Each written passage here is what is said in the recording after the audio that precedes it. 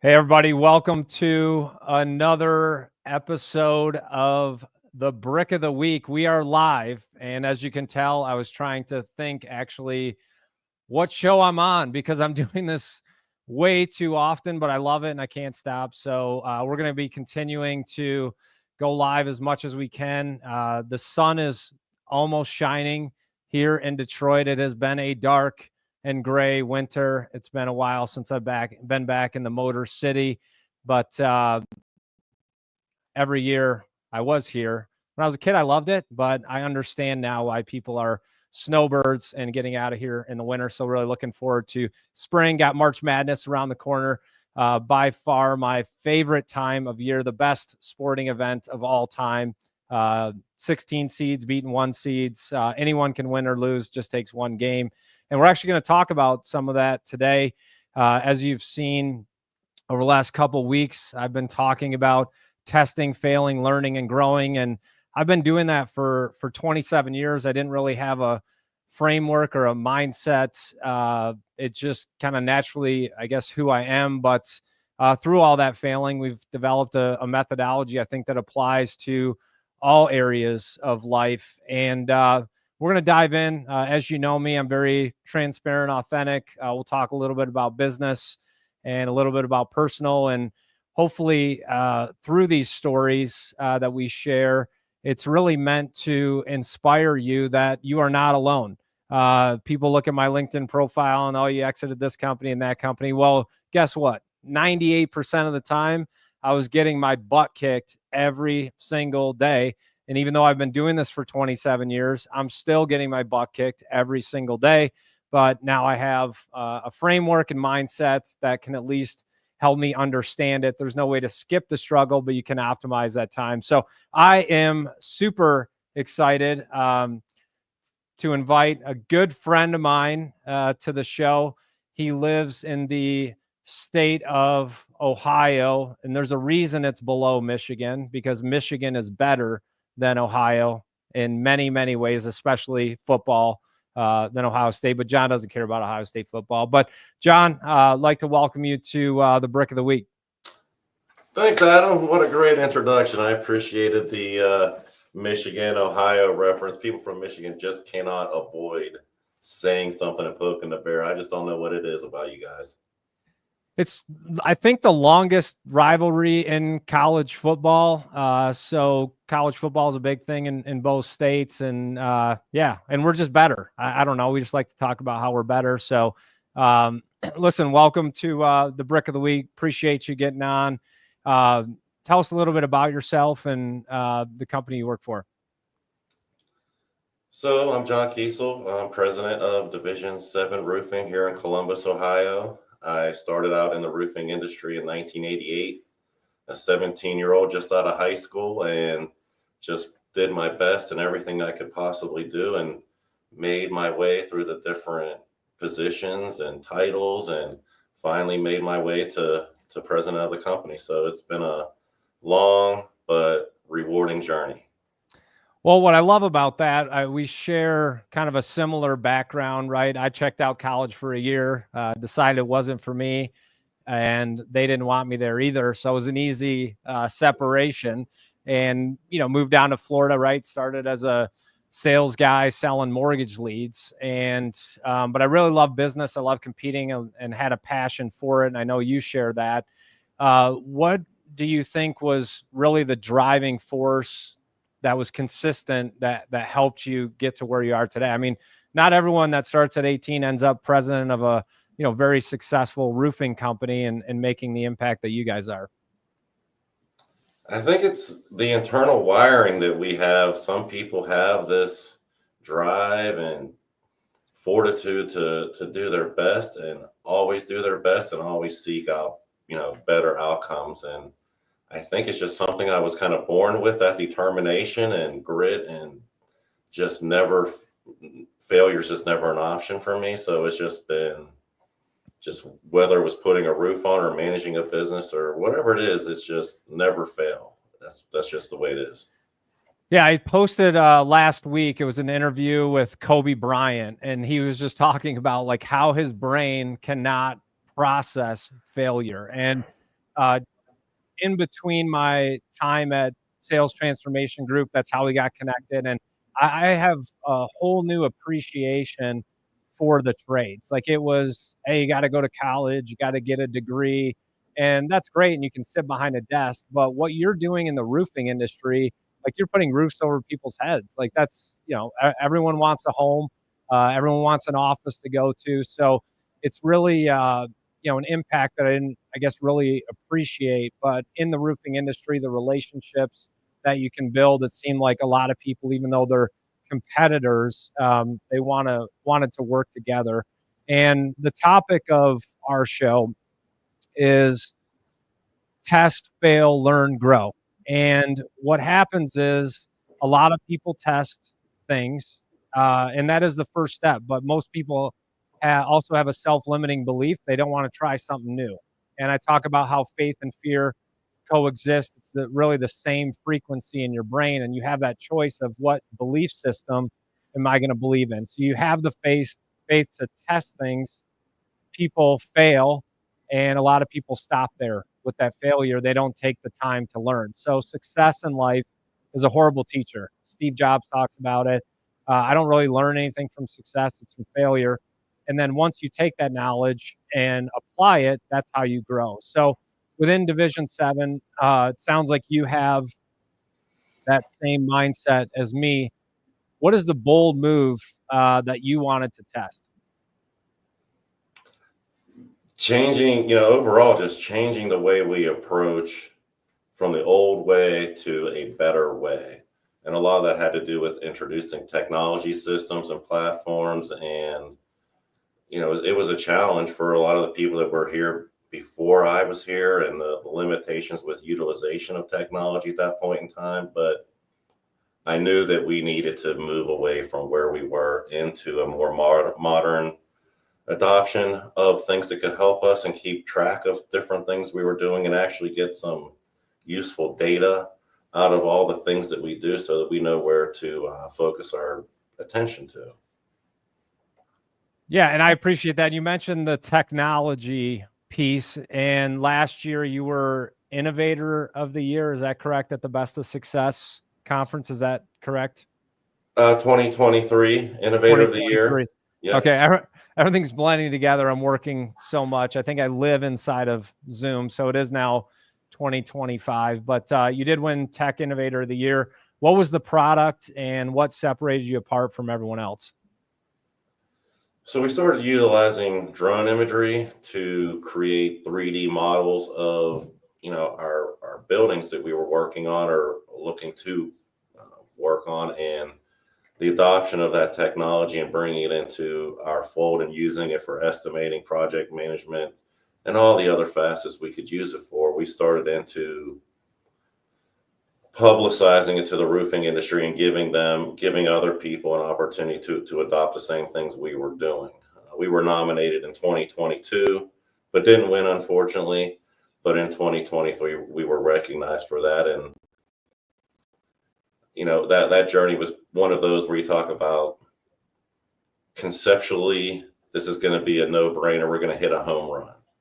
We're going to bring this to the roofing industry, and everybody's going to gobble it up. This is the greatest thing ever. But unfortunately, more than not, people said it was great, but they didn't have the capacity to adopt or utilize. Right. So it was kind of an interesting journey. Right. No, and so that, the big test, right? Like, what is it that you tested specifically? What problem were you trying to solve? And then tell me how it failed. Yeah, the product we were testing was using drone imagery to fly a building that we were looking at for an opportunity to bring back that digital twin to the estimator's computer screen and be able to be there virtually and see all the demographics of the roof, the different things that are going on the roof, so that he could estimate it without ever going to the job or ever going to the building. So we brought the building to him to estimate. And Right. We thought every roofing contractor in the country is going to love this idea. Like, it's just going to go off the shelf like, hotcakes. Yep.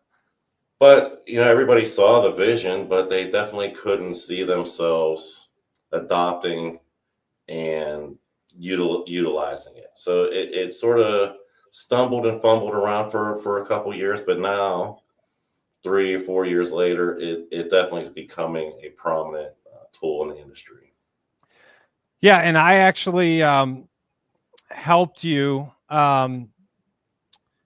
with that product, right? It was, something that I saw the opportunity, but it's also the adoption, right? That you have to, no matter how good the product is, what exactly is the problem you're solving, and will people use it? It's a real problem. It's something you're really solving, for sure.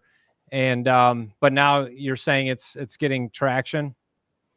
Yeah, it's definitely growing. We have some conversations with some national um, roofing contractors and roofing manufacturers at this point that are looking at it to deploy a lot of assets and get a lot of information to do a better job. So we're getting some traction with it, and it's actually really exciting for me. But when you talk about where it falls short, in roofing, we have this process of a tie-in. We're putting a roof on over and we're replacing an old roof. And through Right. that process, we have to mate the old roof to the new roof every single day, and that's called the tie-in. So that's the most critical part of a roof, and you have to pay attention to it. And somebody has to be dedicated to making sure that works.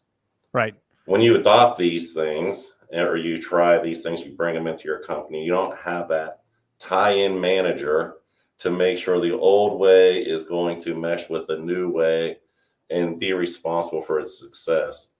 I think that's really where a lot of companies have a lot of dust sitting on ideas. Right. Yeah. And so, and that was just, again, just the test, fail, learn, grow with the technology piece, but really getting into, what we're talking about today, how you had moved from, an operational role, right, to leading a team of professionals. What was your mindset going into that, and what were you hoping to accomplish? Well, when I was given the opportunity to manage Division 7 from a field worker role to a now an operations manager, is that the Yeah. context? Well, it was an interesting journey, and I actually have back here this little hammer that I keep on top of this nice brick here that I keep. And this little hammer was the hammer that I used to install my first roof when I was a young boy on a shingle shed. And as I was applying roofs, I always used this hammer. As I was given the opportunity to start managing professionals, that hammer was not the tool that I needed anymore. Every problem wasn't a nail, every person wasn't a nail, and I tried to approach it like that for a long time. Again, with that desire to never fail, never accept substandard performance. And, a lot of administrative people weren't wired to receive my directives the way I like to point them out as do this kind of thing. So that was a big problem for me. It's definitely a different mindset, and I have kind of made that adjustment as well. When I was a young leader, it was definitely top down leadership, but I have found that if you go bottom up with your team or even leaders, they'll probably come up with the same ideas that you have, or at least some of them. But if it's their idea, they're already bought in, and you can always steer them the other way. But start at the bottom, work your way up. And I know my team now can attest to it. I don't know. What do you think? Even if I do know or think I know, trying to get them to get to the right solution. And then you just say, let me think about it. And you maybe come back with a different one, or you say, yeah, that's the right idea. So, what do you see as kind of the turning point as you were driving, the business forward? When we were a much smaller company, obviously, than what we are now. When I started, and we had an overhead team of 4 people. Okay. So there was a lot of doer. You were the doer. You wore like 10 different hats, and the 4 people you had around you, I was generally stressed out. had too much going on, and I think that just kind of exuded out of my personality, just being stressed out, tired, exhausted, and everybody felt sort of my overwhelmedness with what was going on. So when we hit this point where we started to grow, and I was able to look strategically for the people that I knew I needed, because I wasn't good at doing those roles, like HR. Could Yep. not stand dealing with personnel issues and trying to hire people. Like, this is the first role that I need to have filled, is this HR component. And I did that, and life just started to get so much better for me. I was able to start focusing on visualizing those next steps, the key steps, the estimators, the project managers, the superintendents, the other assistants. I mean, it just started to compile itself. Once I started to get traction with seeing the joy in finding people better than me, it was the most glorious thing ever. Yeah, I remember some great leaders that I talked to early on, and I asked them, like, what is your key to success? How did you get to where you are?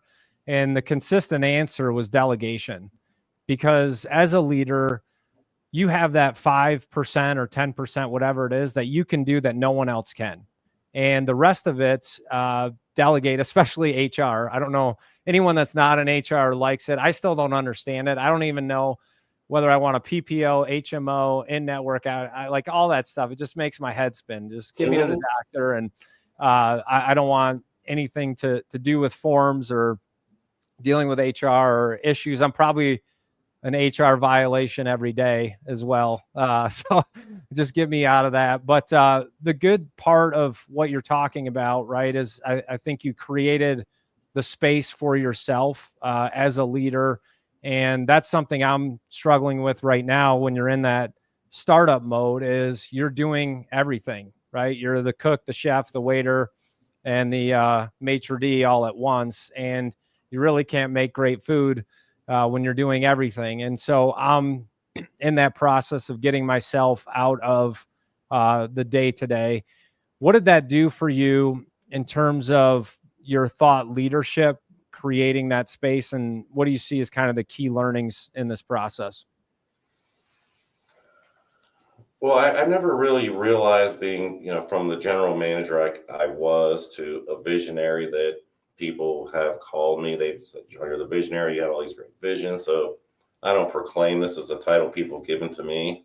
And I really didn't realize I had that special talent or gift until I was able to let go of most of the day-to-day grind that just sucks the energy and conceptualizing right out of you. So I think, having the great people that we have in our business today has just been so pivotal to being able to see those next strategic steps. And like you said, I find myself, maybe at this point, I have the knowledge, I may have this, experience that others around me do not have. And that's kind of more my key value at this point, is having experience and guidance. So I listen to conversations that take 10 minutes with people coming up with all these ideas, and I sit there and I just listen, and they all get done spitting out their ideas, and they look at me and they say, John, what do you think? Right. Okay, well, I've listened to all the ideas, and here's what I heard. And so giving people that freedom to express ideas and feel the wind too. Well, it's great to talk about that, but how did you get there? Was it books that you were reading? Is it communities? Is it groups? Like, because everyone wants to get there to create that space, but what do you let go of first? And what problems does that cause internally? If I don't do a podcast, who's going to do it? If I'm not on Zoom, who's going to do it? If I'm not talking. So I'm in that place right now of, what do I let go of? So are there any books you'd recommend that you read, or groups you're a part of, or advice you have for people? Yeah, so, one of the things that made me become aware of how this could formulate itself was being a part of peer groups, roofing contractor peer groups, contractors. And I walked into these into a few of these peer group meetings thinking, I'm going to run the show, this peer group. I know everything there is to know about roofing, and you guys are just going to just be clapping for me after and thanking me for my presence. But after I walked in, I started looking at other business owners, and these guys were business people. They were talking about ratios and margins and staffing and departments and all these things. And nobody ever talked about roofing. It was about the business structure. So it just started to enlighten me to there's things that I need to understand. And yeah, the books that I've read here, and every single one of them has been Good to Great, 4 Disciplines of Execution, Rework, 7 Habits of Highly Effective People. All those books were, monumental to me and very impactful to. As soon as I started reading them, it's like people come and like, John, what book are you reading now? Because I can see we're on a new tangent here. What are we doing? The A player? What's going on? So when you read these books and really absorb them and put them into practice, people see it. They do. And I know you and I exchanged a couple books over the last year or two. And I want to just encourage everybody out there. The best time to read these books is when you're in the valley. So I had exited a company prior to starting this, and I'm like, what am I going to do next? I went all in, and it was just every day waking up, listening to those books, listening to Tony Robbins. And oftentimes it's the hardest place to do that, to take action. But it's really, don't waste your time in the valley. I tell people that all the time. That's where you grab your resources for the next mountain that you're looking to climb. And I share kind of that same perspective, John, of these networking groups. People have always talked to me about joining Vistage or EO or YPO or whatever. And I'm like, I don't have time to go to these groups and sit around and sing Kumbaya. I got work to do. But I have really understand now the value of the relationships. You realize, hey, there's someone kind of in the same spot, or maybe they were where you are and can help get you out of where you are to where you want to be. So if you're a part of Vistage, that's a great organization. YPO, EO, these different groups, different communities really are powerful when people share the same frequency of wanting to build and grow together. It's really like you said, it's just, can be exponential. So once you started leading differently, you've made some changes. What did the company look like as you're making this shift, and where are you now? I think there was definitely chaotic periods. I think that there was, periods of time where the culture was kind of being formed. You're going through this transition of how we were, where we were going and where we are now. And people kind of were a little bit afraid of where we were going, painting the vision of, we're going to have 6 people in the service overhead structure. There's going to be, all these people are going to be involved, not just one person. And I think, a lot of people were a little bit concerned about how does a small family, tight-knit organization start to become this corporate mindset where, we're not just hanging around like buddies and chit-chatting all day. There was actually a lot of activity, and you had to lead other people in your department, and not everybody in their department is a leader. They were good at doing what they do, but to teach that next person to assist them with activities was also another new challenge for us. So right where we're at right now, we have over 25 people on staff in the office doing different departmental type of roles, and I think that we finally nestled into who we are as a company and where we're going, and it feels great. It does. You really don't pick your identity as a business at the beginning. It forms through testing, failing, learning, and growing, taking action, the compound effect, right, of doing the same things consistently over time to make a big impact. And it looks like you've done that, even changing roles and your leadership style. Congrats to you for being willing to change, willing to learn. because a lot of leaders don't. They just kind of get stuck in the same thing. So as you know, you're a member of the community of the House of Bricks, and we don't have profile envy. Yes, you're a president. I've been a CEO, but really, no matter where you are in life, you can teach other people things, and you can also learn from others. So if we have some young entrepreneurs out there and even leaders, what advice can you give them to start to let go to grow?